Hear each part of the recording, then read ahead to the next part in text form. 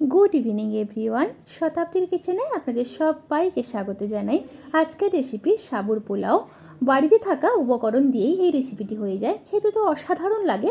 বাচ্চা থেকে বড় সবার জন্য ব্রেকফাস্টে এই রেসিপিটি অবশ্যই ট্রাই করবেন।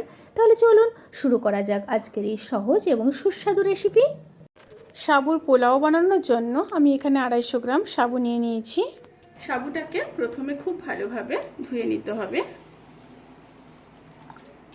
যতক্ষণ পর্যন্ত তার সাদা জলটা বেরিয়ে না যাচ্ছে ততক্ষণ পর্যন্ত কিন্তু সাবুটাকে খুব ভালোভাবে ধুয়ে নিতে হবে। সাবুটাকে ভালোভাবে ধুয়ে নিয়ে তারপর ফিরে আসছি। সাবুটাকে খুব ভালোভাবে ধুয়ে নিয়েছি। এবার খুব অল্প জল দিয়ে দেব। জল দিয়ে সাবুটাকে 2 থেকে আড়াই ঘন্টা ভিজিয়ে রাখবো। 2 থেকে আড়াই ঘন্টা পর আমি ফিরে আসছি।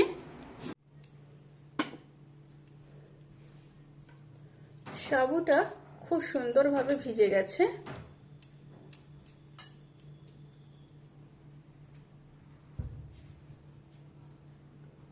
দেখেছেন, খুব সুন্দরভাবে ভিজে গেছে।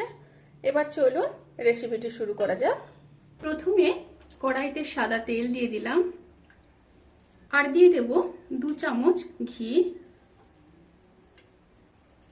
অবশ্যই কিন্তু এই রান্নার ক্ষেত্রে ঘি ব্যবহার করতে হবে। ঘিটা গলে যাওয়া পর্যন্ত অপেক্ষা করব। এবার চিনেবাদামগুলোকে ভেজে নেব। স্টিমটা কিন্তু অতি অবশ্যই লো টু মিডিয়ামে রাখবেন, হাই স্টিমে রান্না করবেন না, তাতে করে ঘি পুড়ে যাবে এবং বাদামগুলো পুড়ে যাবে। চিনেবাদামগুলো ভাজা হয়ে গেছে, এবার তুলে নেব।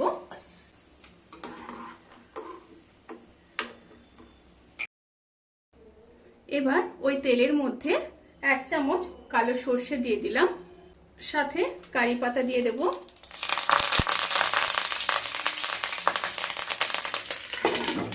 কারি পাতা দেওয়ার পরে একটু ঢেকে দেবেন, তা না হলে কিন্তু তেল ছেটবে। এরপর ওই তেলের মধ্যে একটা রসুনের গোটা রসুন কুচি, সাথে 2টো বড় সাইজের পেঁয়াজ কুচি দিয়ে হালকা ভেজে নেব।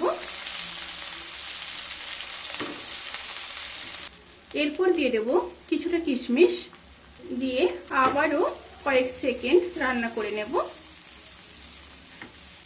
কয়েক সেকেন্ড রান্না করে নেওয়ার পরে 1 চামচ গ্রেটেড আদা দিয়ে দেব। দিয়ে আবারও 1 থেকে 1.5 মিনিট লো টু মিডিয়াম স্টিমে রান্না করে নেব। পেঁয়াজ আদা রসুন হালকা ভাজা হয়ে গেছে। এই সময় আমি গাজর দিয়ে দেব। এখানে একটা বড় সাইজের গাজর আমি ব্যবহার করেছি। দিয়ে আবারও নেড়ে নিচ্ছি। সাথে দিয়ে দেব কিছুটা মটরশুঁটি, কিছুটা বিনস, আর দিয়ে দেব একটা মিডিয়াম সাইজের কেটে রাখা ক্যাপসিকাম।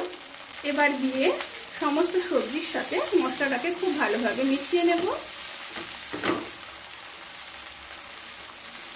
এবার দিয়ে দেব 2টো কেটে রাখা লঙ্কা, আর সাথে দেব পরিমাণ মতো লবণ,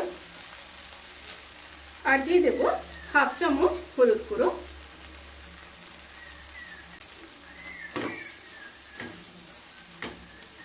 সমস্ত উপকরণগুলোকে খুব সুন্দরভাবে মিশিয়ে নেব। নিয়ে ঢাকা দিয়ে সবজিগুলোকে প্রায় 60% সেদ্ধ হতে দেব। সবজিগুলো প্রায় 60% ভাজা হয়ে গেছে। এরপর কেটে রাখা একটা বড় সাইজের টমেটো দিয়ে দিলাম, দিয়ে আবারও মিশিয়ে নেব।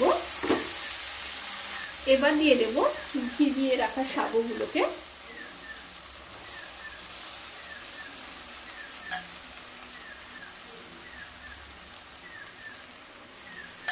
সাবুর সাথে সবজিগুলোকে খুব ভালোভাবে মিশিয়ে নিতে হবে।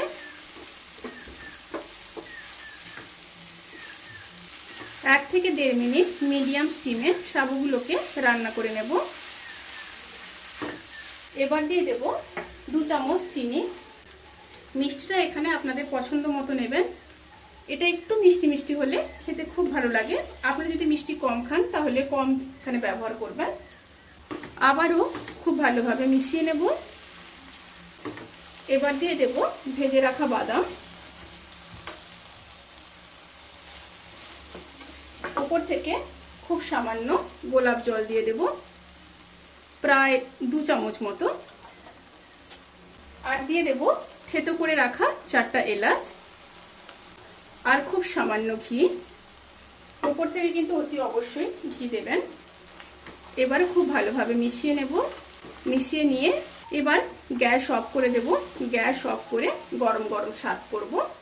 ভিডিওটি কেমন লাগলো প্লিজ কমেন্ট করে জানাতে কিন্তু ভুলবেন না। যদি ভালো লেগে থাকে তাহলে সাবস্ক্রাইব করে পাশে থাকা বেল আইকন প্রেস করে নোটিফিকেশান অল করে রাখবেন। তাতে করে আমি যত রেসিপি দেবো সমস্ত লিঙ্ক আপনাদের কাছে পৌঁছে যাবে।